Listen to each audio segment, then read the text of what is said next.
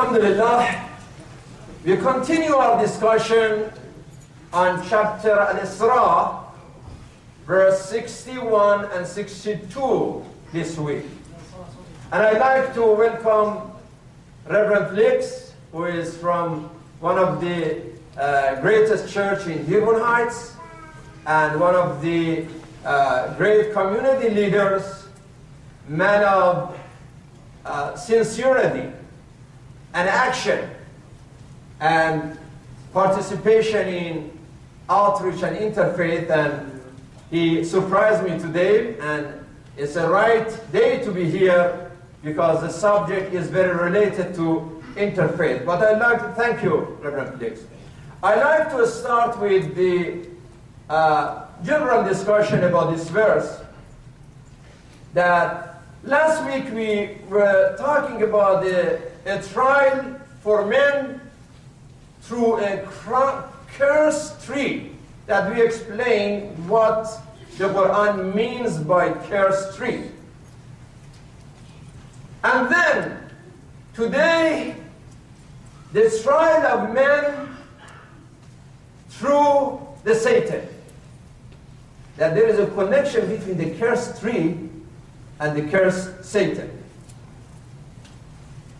The word Iblis in the Quran, it appears it's not an Arabic word, but it's mentioned in the Quran. It's a Greek word, Iblis. And there is no plural for that. You don't say Iblises or Abalis. Opposite of Shaitan, that we say Shaitan, Satan, Satans. We can use it in plural. There is a discussion among Muslims, even in Christian community, whether the Satan originally was an angel or he was a jinn. Based on Christian tradition and also some Muslim traditions, the Satan originally was an angel. If it was an angel, that means that there are some forces among the angels that they may fail too. Even the angels, some angels may make mistakes, if that's the case. And some scholars of the Quran say that, no, the Satan was not an angel. He was one of the forces considered to be from the Ajinna, jinns, unseen realities, unseen forces, that they are not totally spiritual. The angels are spiritual, but the jinns are kind of spiritual and material as well.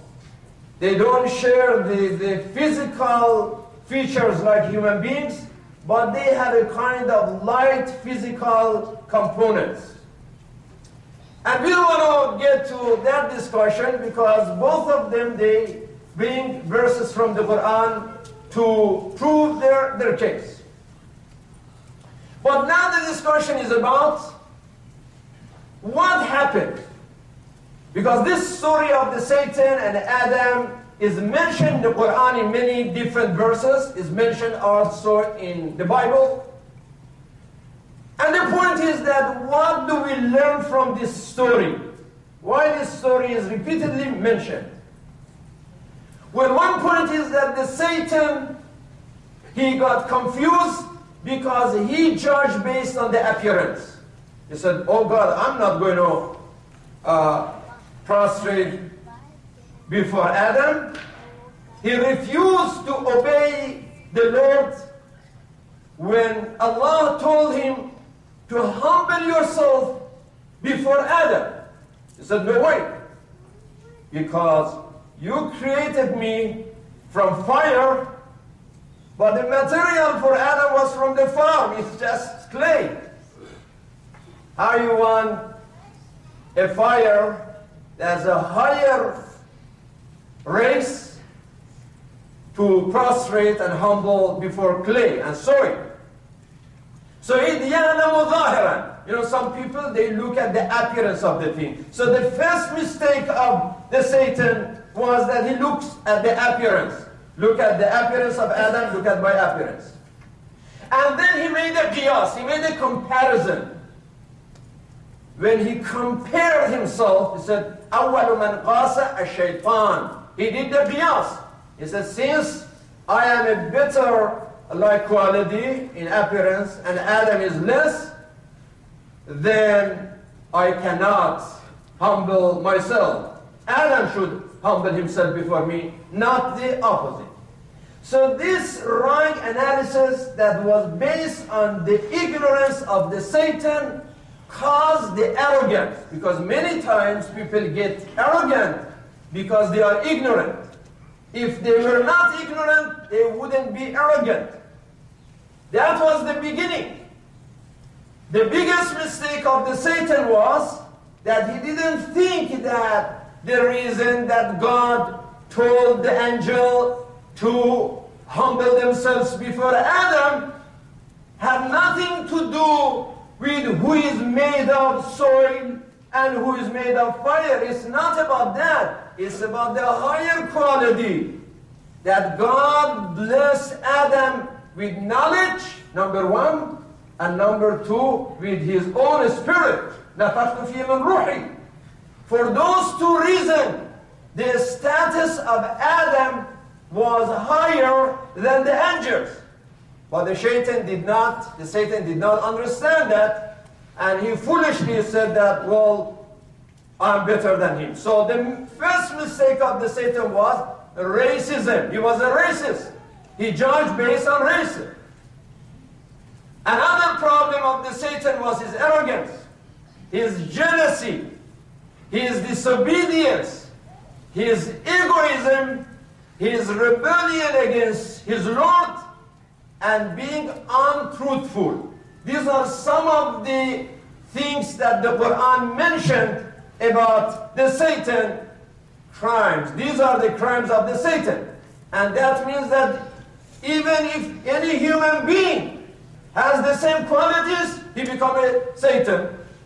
Like, if I have the same racism and arrogance and jealousy and disobedience and rebelling against my Lord and being untruthful, this person becomes a shaitan. It's the same thing. So this is the lesson.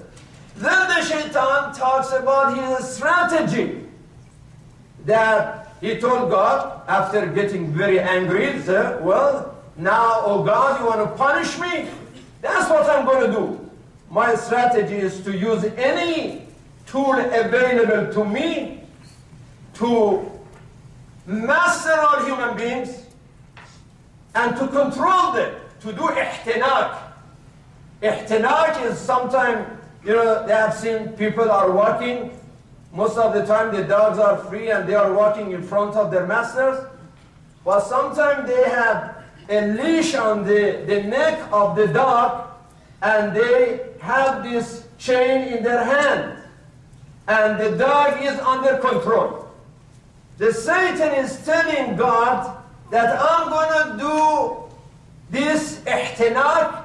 That means I'm going to master as many people as I can, and I can control them so they can follow me. How he does that?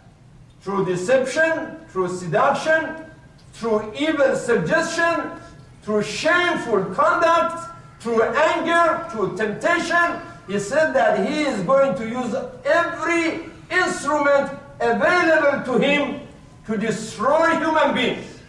So the reason why I mentioned this story is just to give us a warning that know your enemy. So if you have قوة شهوية can be used by the shaitan. قوة وهمية can be used by the shaitan. القوة الغضبية can be used by the shaitan. The only قوة, the only force that shaitan has a hard time to use that against us is القوة العقلية, or human intellect.